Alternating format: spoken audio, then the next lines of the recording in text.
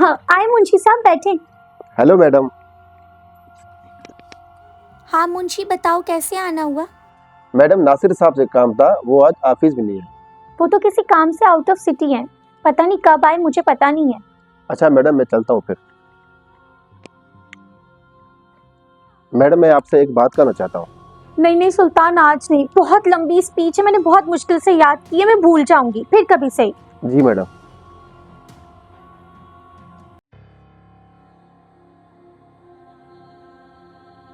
क्या हुआ, फिर से झगड़ा हो गया तेरा प्रोड्यूसर के साथ? अरे छोड़ दी मैंने फिल्म, यहाँ टैलेंट की कदर ही नहीं है। दिल छोटा मत कर, एक दिन तुझे बहुत बड़ा प्रोड्यूसर साइन करेगा। अरे मैं कभी भी नहीं चाहता तुम मेरी फिल्म को प्रोड्यूस करो, मैं अपने बलबूते पे आना चाहता हूँ। तो फिर मायूस मत हो, ठोकरे खाने के बाद ही कामयाबी मिलती है मेरे भाई। तुम्हें मुझ पे भरोसा है ना, तो देखना तुम्हारा भाई एक दिन बहुत बड़ा एक्टर बनेगा।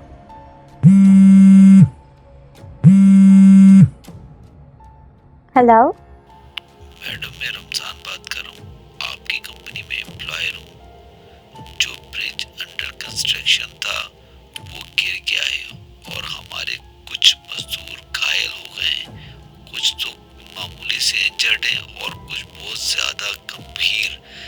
नासिर साहब का नंबर नहीं लग रहा था, इसलिए मैंने सोचा आपको इन्फॉर्म कर दूँ। पापा का सारा बिजनेस नासिर के हाथ में देके ना आपने बहुत बड़ी गलती की है। मैंने आपसे पहले भी कहा था। तुम्हें तो अपने एक्टिंग के शौक से फुर्सत ही नहीं थी। अगर वो ना संभालता बिजनेस पापा का, तो आज पापा का बिजनेस डूब गया होता। मुझे फंक्शन में जाने के लिए लेट हो रही है।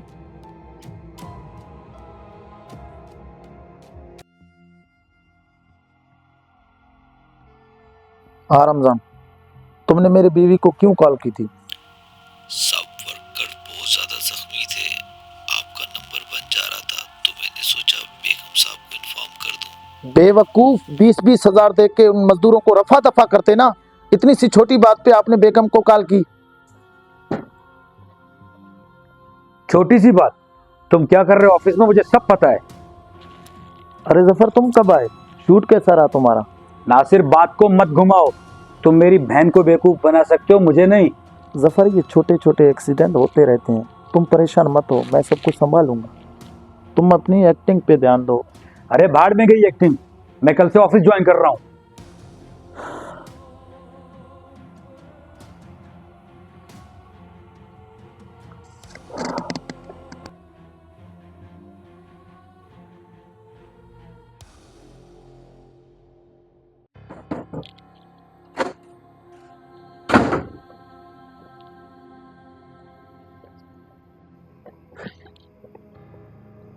क्या हुआ है नासिर?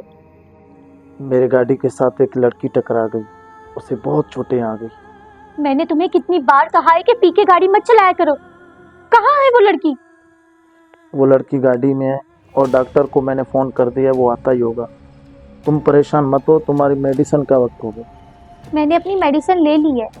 तो फिर तुम जाकर दूसरे कमरे में सो जाओ, मैं सब कुछ संभाल लूँगा। मैं उस लड़की को ऊपर लेके आता हूँ। मैम मेरी बहन की शादी का मेरे से ठीक है। हाँ ठीक है, तुम जाओ।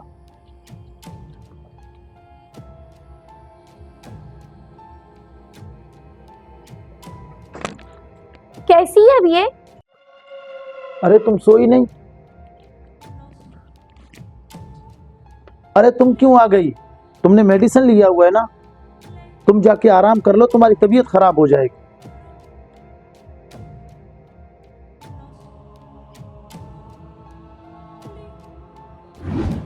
अब नहीं आएगी, सो गई वो।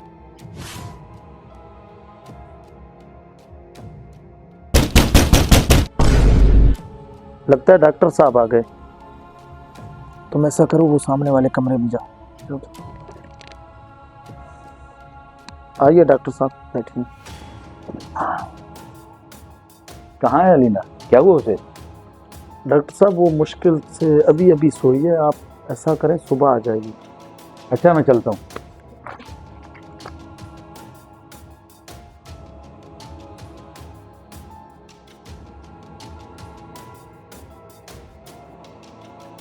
अब तुम्हारी तबीयत कैसी है? नासिर कल रात बता रहा था तुम्हारी तबीयत ठीक नहीं है। मेरी तबीयत तो बिल्कुल ठीक है। वो कल रात नासिर की गाड़ी के साथ कोई लड़की टकरा गई थी, तो तो उसे बहुत चोटें लगी थी, तो वो उसे घर ले आया था। अरे कल रात मैं यहाँ आया था नासिर के साथ, तो कोई लड़की नहीं थी, वो तो बिल्कुल अकेला था। तुम अपनी मेडिसिन तो टाइम पे ले रही हो ना? नासिर रात को लड़की जरूर लेकर आया था, मैंने खुद अपनी आंखों से देखा था। हो सकता है वो आपके आने से पहले चली गई हो। अच्छा मुझे पानी तो पिला दो। अजीम, अरे मैं भूल गई, वो तो छुट्टी पे गया हुआ है। जी मैम। तुम्हारी बहन की तो आज शादी थी, तुमने तो छुट्टी ली थी मुझसे। मैम शादी परसों है। अजीम तुम जाओ।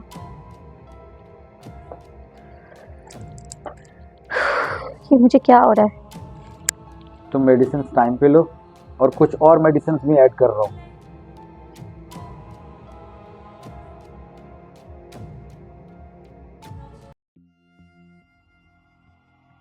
कंपनी भले मैंने छोड़ दी है, लेकिन आपके अब्बा के एहसानात मुझ पे बहुत हैं।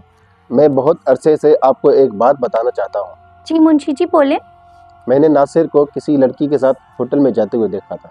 मुझे शक सा हुआ तो मैंने उसका पीछा किया। मैंने उन्हें बात करते हुए सुना कि कैसे तुम्हारे भाई के मर्डर को खुदकुशी में तब्दील किया।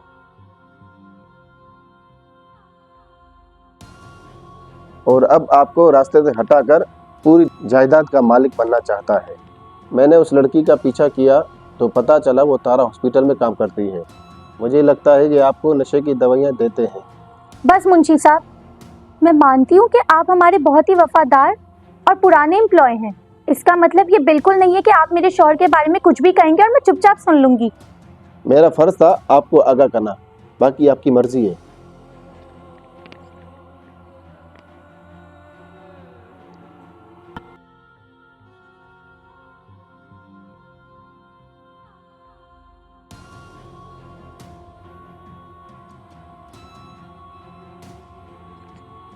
मैं रेडी हूँ। मैं भी रेडी हूँ। तुमने मेरी ड्रिंक में कुछ मिलाया तो नहीं? मिलाया है अपना प्यार। मैं क्या मिलाऊंगा पागल। Happy anniversary Nasir.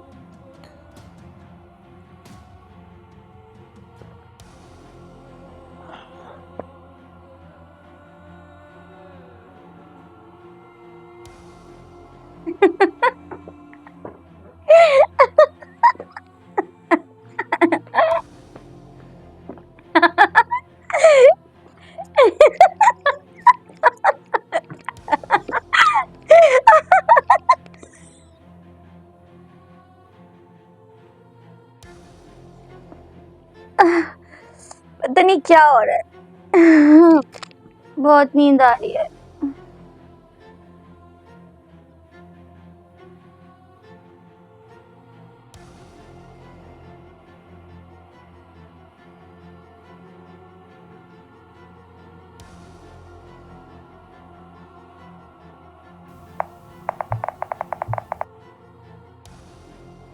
हेलो। सुबह होते ही सारी जायदाद का मालिक मैं हो जाऊंगा। जब सुबह इसकी लाश स्विमिंग पूल में मिलेगी तो सबको ऐसा लगेगा कि इसने भी खुदकुशी कर ली।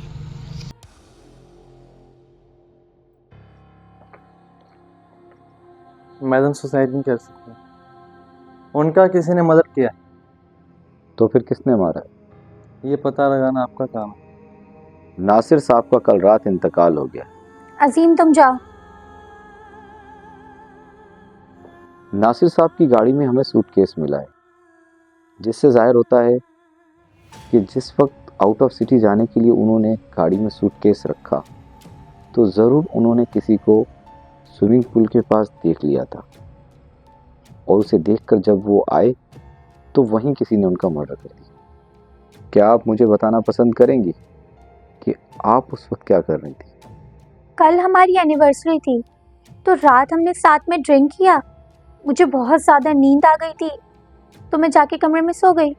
नासिर साहब की किसी से दुश्मनी थी या कोई ऐसा शख्स जिस पे आपको शक हो? उनकी दुश्मनी तो किसी के साथ नहीं थी। हाँ, ऑफिस में मुंशी साहब के साथ उनकी थोड़ी नोकझोंक होती रहती थी। मुंशी साहब हमारे बिजनेस के साथ 20 साल से जुड़े। ऐसा भी नहीं है कि वो हमारे साथ ऐसी कोई हरकत कर दें। इतने साल की फ्रस्ट्रेशन कब बदले में बदल जाए, कोई कुछ नहीं कह सकता। ये मेरा कार्ड रखें, कुछ भी याद आए मुझे कॉल कीजिएगा।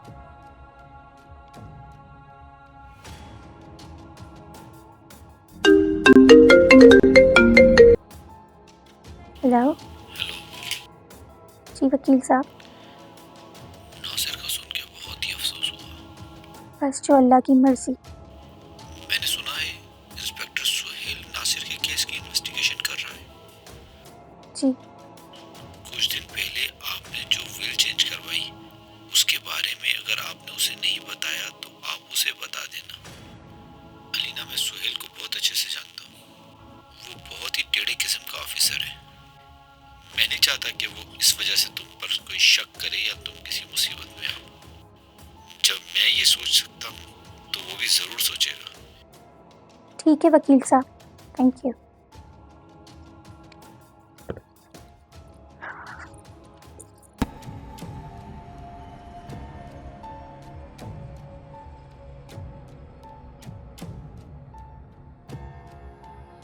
तीन मंथ पहले जब मेरे भाई की डेथ हुई तो मैं बहुत ज़्यादा टेंशन में रहने लगी थी और फिर मुझे नासिर के अफेयर के बारे में पता चला।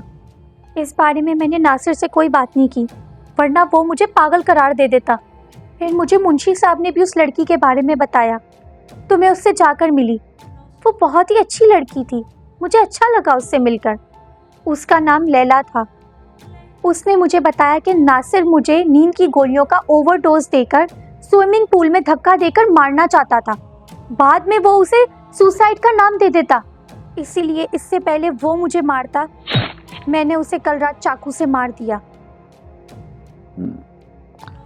तो आपने पुलिस की मदद क्यों नहीं ली? इंस्पेक्टर साहब, मेरे भाई को मरे 3 मंथ हो गए हैं। आज तक पता नहीं चल सका कि उसका मर्डर हुआ है या उसने सुसाइड की है। मेरी मौत मेरे सर पे मंडला रही थी। अगर मैं उसे ना मारती तो वो मुझे मार देता। कहानी तो अच्छी है आपकी, फिर उस चाकू का क्या किया आपने?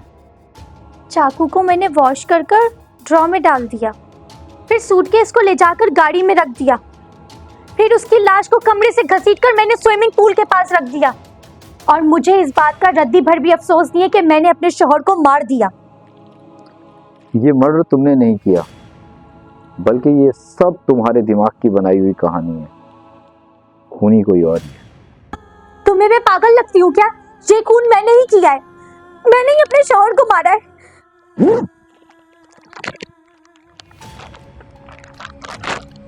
ये वो मर्डर वेपन है जिससे आपके शौहर का कत्ल हुआ,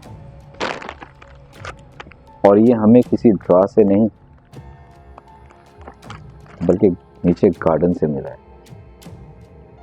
आप सच सच बताएं कि आप किसे बचाना चाह रही हैं? किसे बचाना चाह रही हैं?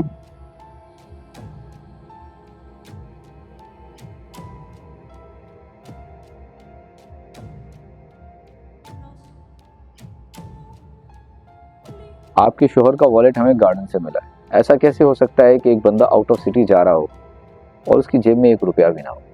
वो क्रेडिट कार्ड के अलावा हमेशा अपने पास कैश भी रखता था। हमें लगता है ये सारा मामला चोरी और लूट का है। लूट में मुजम्मत के दौरान आपके शोहर का मर्डर हुआ है। हम इन्वेस्टिगेशन कर रहे हैं और आज दोपहर में लैला से मिला था। उसने आपके शोहर के साथ अफेयर की बात भी कबूल की और ये भी बताया कि उसकी आपसे भी मुलाकात हुई थी। मतलब जैसा आपने बताया वैसा ही बिल्कुल उसने बताया, बगैर किसी डर, बगैर किसी झिझक के। मगर ये नींद की गोलियों का ओवरडोज और स्विमिंग पूल में धकेलने वाली बात सिर्फ आपके दिमाग की स्टोरी है, ऐसा कहा लैला।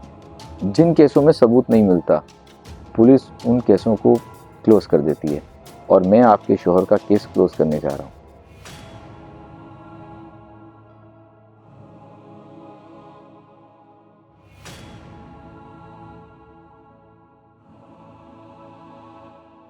मुंशी साहब, कैसे आना हुआ? मुझे पता है मैडम, नासिर का कत्ल आपने किया है। अच्छा, तो ये बात आपने पुलिस को क्यों नहीं बताई? पुलिस को बताने में मेरा क्या फायदा मैडम, जबकि पुलिस को ना बताने में मेरा फायदा है। आप मुझे बस 3 करोड़ दे दे मैडम, मैं अपना मुंह बंद रखूंगा। क्यों नहीं मुंशी साहब, दे देंगे।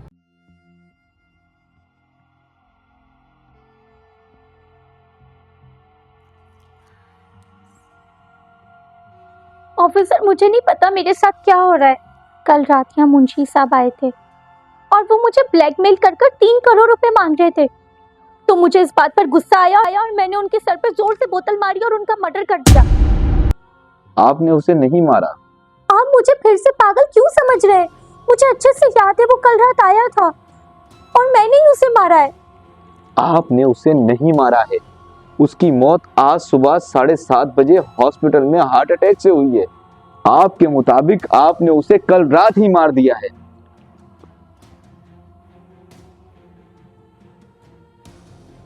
आप आराम करें, आपको आराम की जरूरत है।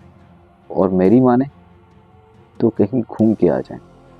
हमने आपके शोहर का केस क्लोज कर दिया, यही बताने में आपके पास आया था। आप अपना ख्याल रखिएगा।